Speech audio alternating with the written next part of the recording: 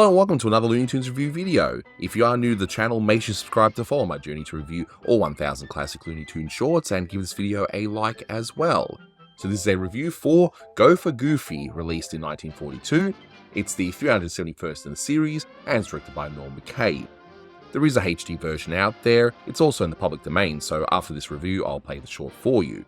But for consistency's sake, I'll just let you know what happens. So we have a gardener who's really proud of his garden, and we have these two gophers that decide to, live in the countryside, and they mess up this person's garden, and he gets more and more deranged trying to get rid of these gophers. Sounds familiar, doesn't it? But I'll go through why that is in a moment. First up, you're going to see the highlights of the audio commentary I did with my good friend Genocide, who also helped edit this particular review. The full thing is still up on the channel, but I just thought I'd add the highlights here. Then you're going to hear some new thoughts from me, and then you can watch the short and judge for yourself. So, grab some popcorn and enjoy. And with me today is my fellow gopher, Blue Genocide. Say hi. I don't even know if Canada has gophers. I've never seen one. I get what they're trying to do with this farmer here, just talking about how satisfied he is with the garden, but who talks to themselves like that? I don't know. Grown middle-aged men in the 40s that really like their garden. If you're thinking, oh, isn't this the Goofy Gophers, the Mac and Tosh characters? It's not. But think of these guys as like a prototype, because later on in 1947, Clampett would plan out a redo of this, but it would end up being finished by Art Davis, and the cartoon, of course, was the Goofy Gophers, which is much more superior to this one. Imagine being so incompetent you can't stop yourself from falling from that. That was a really weird angle when he was falling over. It was like he was completely motionless. Very weird. This one feels like a discount Terry Toon, and that's saying a lot. And I'm not saying I don't like Terry Toons, it's just they were definitely bottom of the barrel, I would say. Like maybe screen gems underneath them. That's not how you use a gun, by the way, buddy. I will point out, this HBO Max restoration is really good. Say what you want about the cartoon itself, it is a really top-notch restoration, and it just shows, just because something's in black and white doesn't mean it can't look good. Like, for some reason, people say, oh, it's just black and white, why would that need restoration? It's as though people think black and white stuff is supposed to be like insanely grainy and jumpy. The short may have a lot of issues, but the farmer, just how deranged he gets in this short is pretty solid in my view. But I don't know. It's probably the way you look, Blue, when I ask you to do another sniffle short, right? You just get all this deranged. But here's a gag that was reused from Heckling Hare. When but Heckling Hare did it good, because there he had a reaction, and this time it's just like way slower, and now the joke changes, because the joke is that he got upset because they got away, not that he crushed one of them. So those were the highlights, and again, as I mentioned, you can watch the whole thing on the channel, but just wanted to go through some more things on this short. So I guess this short is kind of like a prototype of sorts from the Macintosh Gopher characters that would be revisited later. It's one of those things where, do we know if Norm McCabe would have made more shorts with these characters or not, because his unit was so short-lived and because he went to the war? Who knows? But obviously the idea must have fancied Clampett, because he would then later on decide, hey, I'm going to plan my own version of it, but then he left the studio and Art Davis finished it. He would make another one, and then Art Davis would start another one, but then his unit would be disbanded and Robert McKimson would finish it. Then in the 50s, Friz Freleng would make a few. So these characters have had a very interesting history, but it's quite clear here that the Gopher characters are completely different to what will come later on, but the same idea would be revisited. I think this is just seemingly an attempt by Norm McCabe to try and create his own characters. So when he took over Bob Clampett's unit, he ended up doing a few Porky shorts and a Daffy short. Then he did a Spot Gag cartoon, but here it looks like maybe he was just trying something new. But again, were these intended to be one-off, or was he planning to make more? That's perhaps lost to time. But let's look at the cartoon itself from start to finish. And first of all, I do like the design of this gardener, and it lends itself well to looking all calm and happy. He's proud of his garden and he's proud of his flowers, but then he gets more and more deranged as the short goes along, and this design definitely lends itself well to that. I also like the designs of the Gophers here. I mean, sure, maybe they're not as good as the so-called real Goofy Gophers that we're going to see in the later shorts. Like here, they got two distinctively different looks, whereas in later shorts, they look the same, and they have a different attitude as well. So here, you got one that's more streetwise. He's from the Bronx, and there's one, I guess, stupider one as well, who prefers to stay at Central Park, which is in New York, right? Whereas in the later shorts, the characters were changed to be more like, after you, no, after you, I insist, after you, that kind of thing. So really later on, when Clamper takes on this idea and starts off his own short, he's just taking the very basic idea of Gophers are invading one particular place, wanting to have vegetables and so on, much to the annoyance of some other character, in this case being a gardener. Later on, you'd have a dog being annoyed, you have Alba annoyed in one, and so on. And I do like the mispronunciations of certain words by the main character. I mean, they don't even have names here, they're just two different Gophers, so I guess I'll say the smart Gopher and the dumb Gopher, I suppose, but the smart one, I like his mispronunciations of vitamins and all that, and you can see for yourself. And both are voiced by Mel Blanc here, and the farmer is as well. We see a reference here to Let's Not Get Nosy, Bub, in a gag, which, honestly, I like the timing here. I thought that was pretty funny. And that's a reference to Red Skelton and what he would say in one of his radio shows. And it's used a lot in Looney Tunes from this point on. So if you ever hear the whole Let's Not Get Nosy, Bub, that's a reference to Red Skelton. Now we see the gardener is reading the Grass Growers Gazette. I wonder if that's still around. And it must be such an engrossing read that when the smart Gopher bites part of the shovel, or the hoe, whatever he's holding, and he just doesn't even realize and just falls down. Must be some book, or magazine, rather.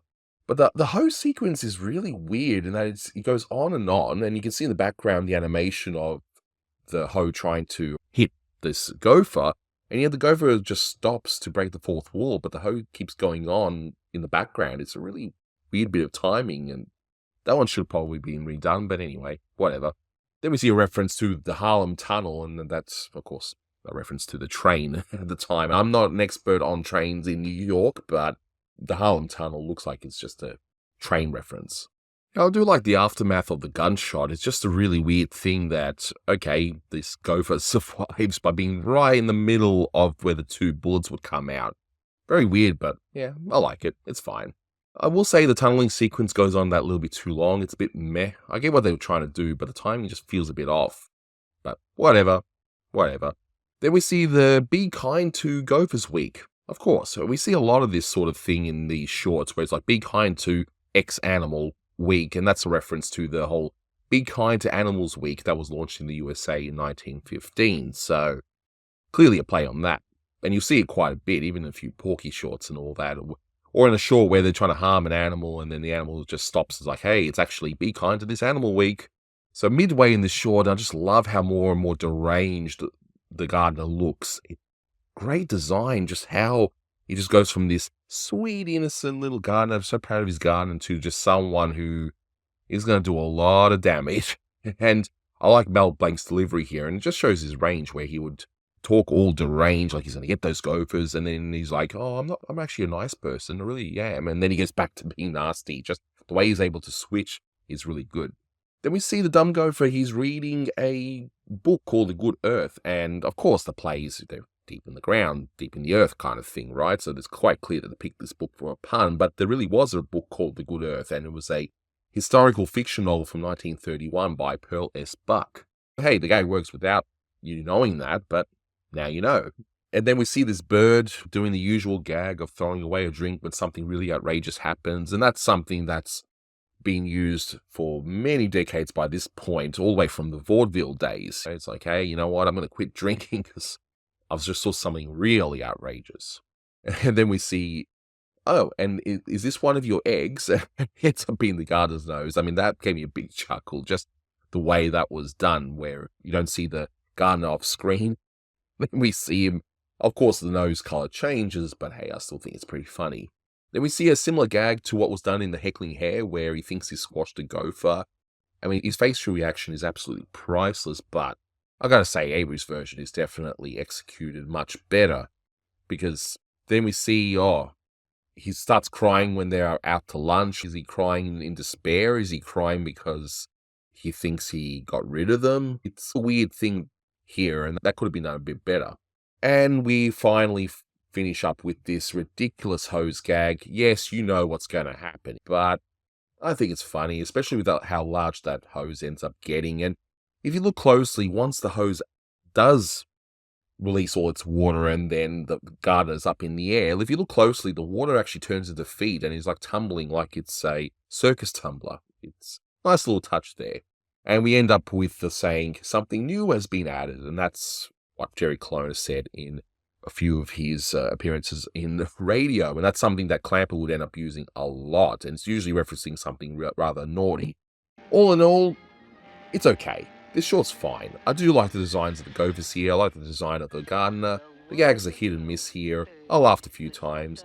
Look, this gets maybe 6 out of 10. It's fine. But look, judge for yourself. Like I said, it's in the public domain and I'm going to play for you right now. So, that's it for the review. Let me know what you think in the comments, and until next time, take care.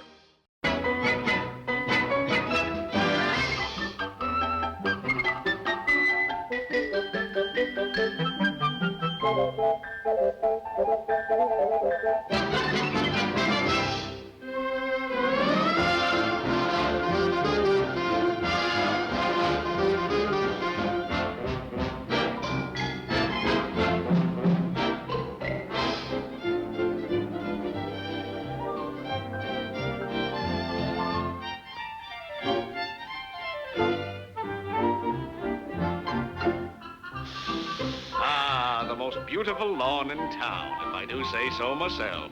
There was a lot of work, but it was worth it. And my flowers.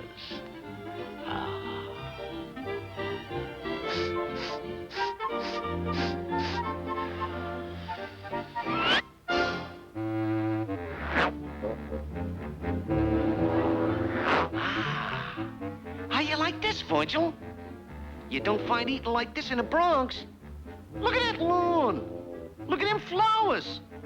It's a regular combination salad. Yeah, but I like Central Park better. This stuff's full of vitamins, and nobody to stop yous. I still like Central Park, but... Shh. Virgil, this suburbanite is getting very beneficial for around.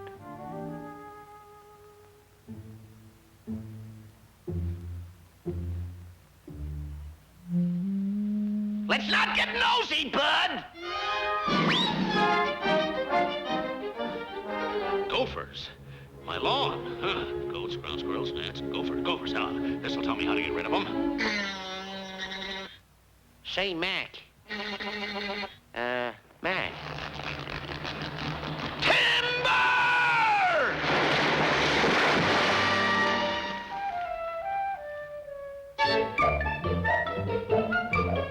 Keep your shirts on, folks. Us Gophers go through this all the time.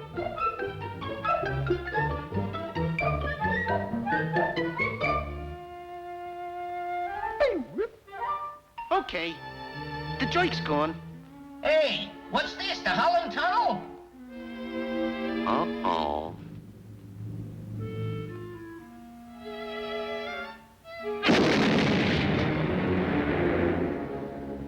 Can you imagine that?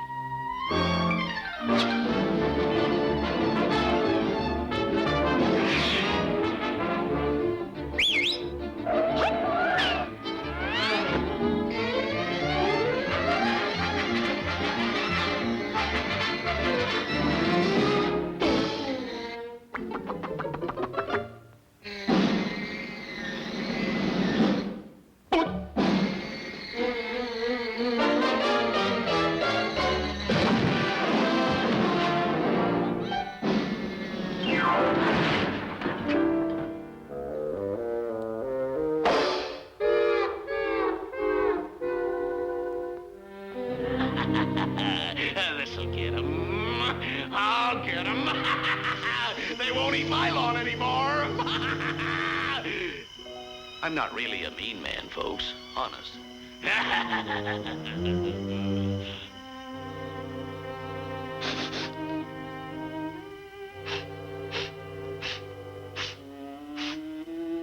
Hey, Virgil, do you smell something? Hey, who turned out the lights? This place is all topsy-turvy. I like Central Park better.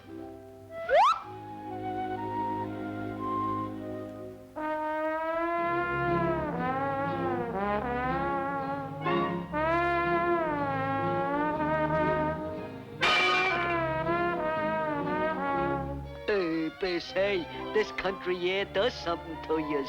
I feel just like a bird. And this is one of your eggs?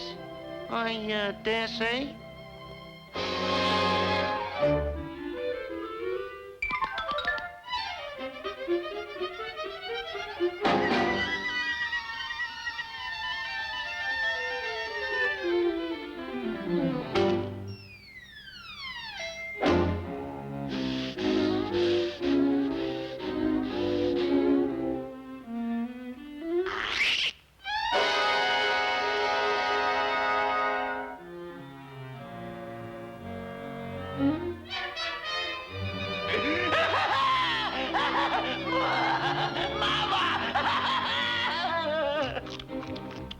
Hey, Virgil, I wonder what's eating him. He seems perturbed about something. Oh, well, let's get to work.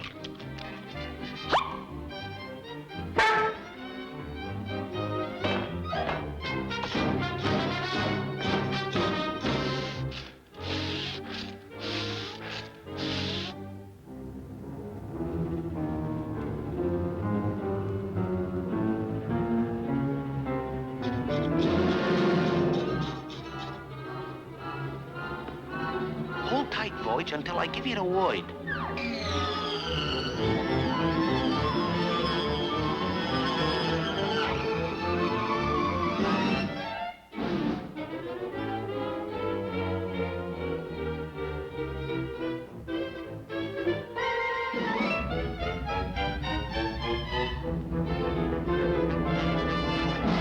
Let it go!